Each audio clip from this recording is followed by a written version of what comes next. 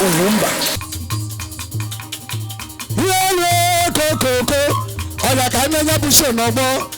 Kekere pepe nya mezbo mura no mo. Hey!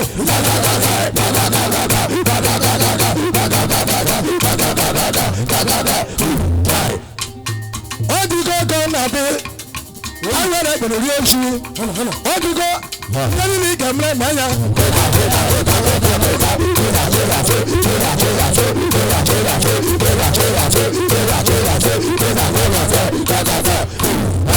Hey!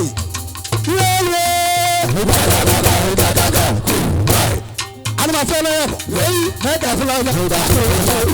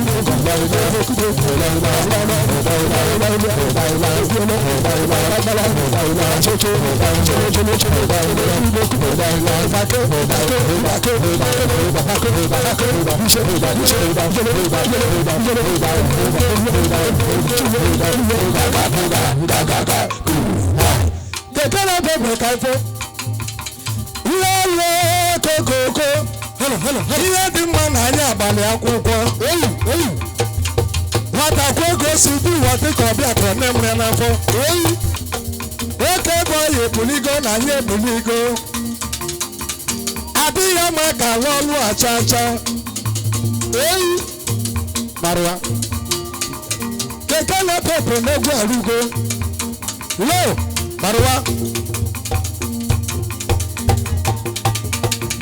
keke na-epepụ marụwa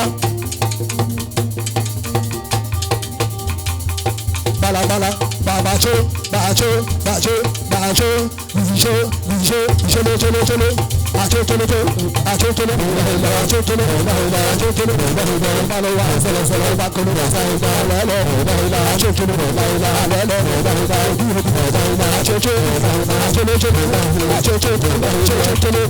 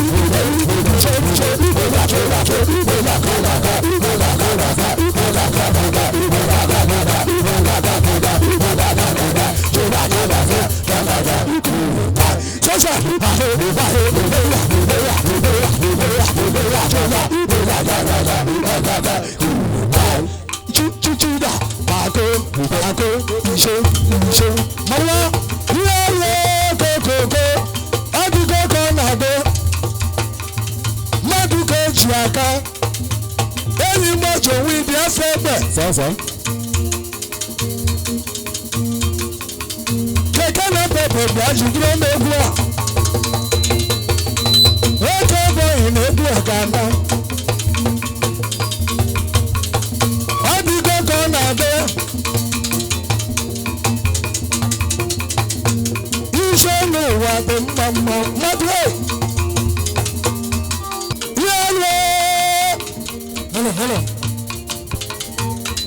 ihe dị mma dị mma oke boyi adịghị eti arịgo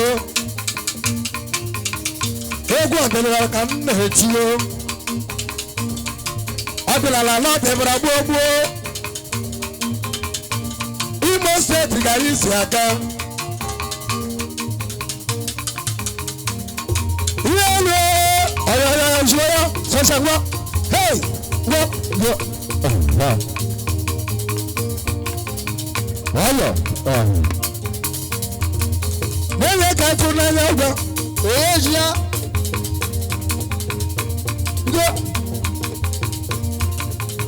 Seleka sera o.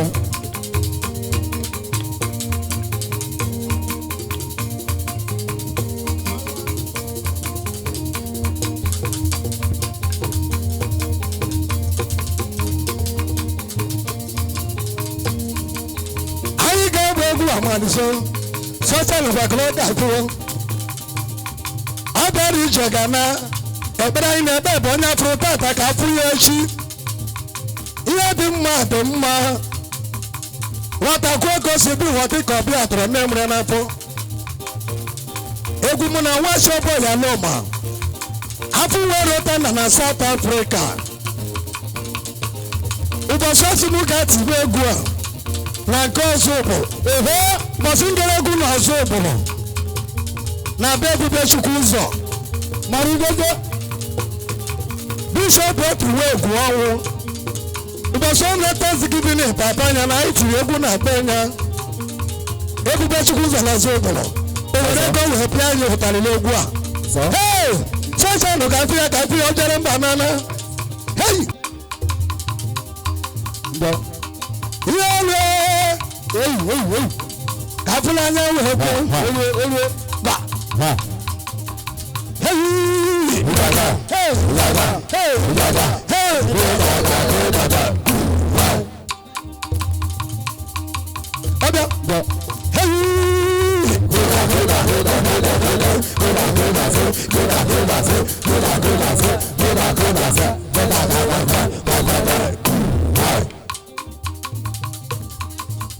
eze nwayọ nwayọ isi ka a na-eme nwayọ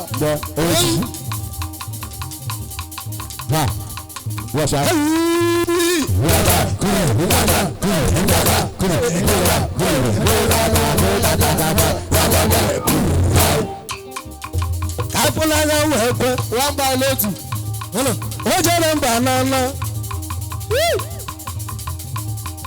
obodo chukwu nana egwu na egwu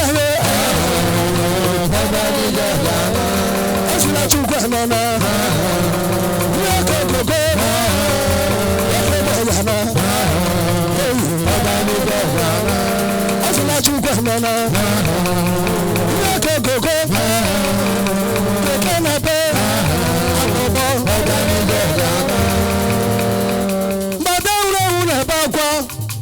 mgbada bekele ka nnụ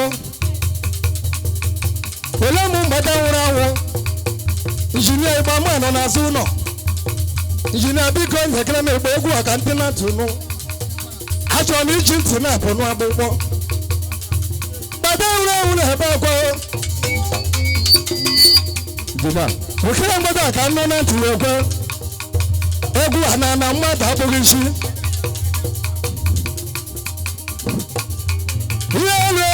koko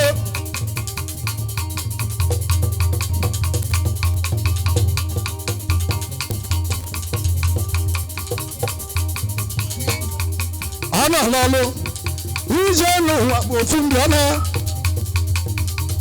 ole ụmụ ndị ga-agbara m egwu anyị ga-agba ya nwamba n'otu ya bụ onye ga-ejidegwu nke ibe ya sini ebe a ka nsogbu dị n'ọlụ ọya wọ ọ ga-abalị ọlụ ngono na abushe keye gono gono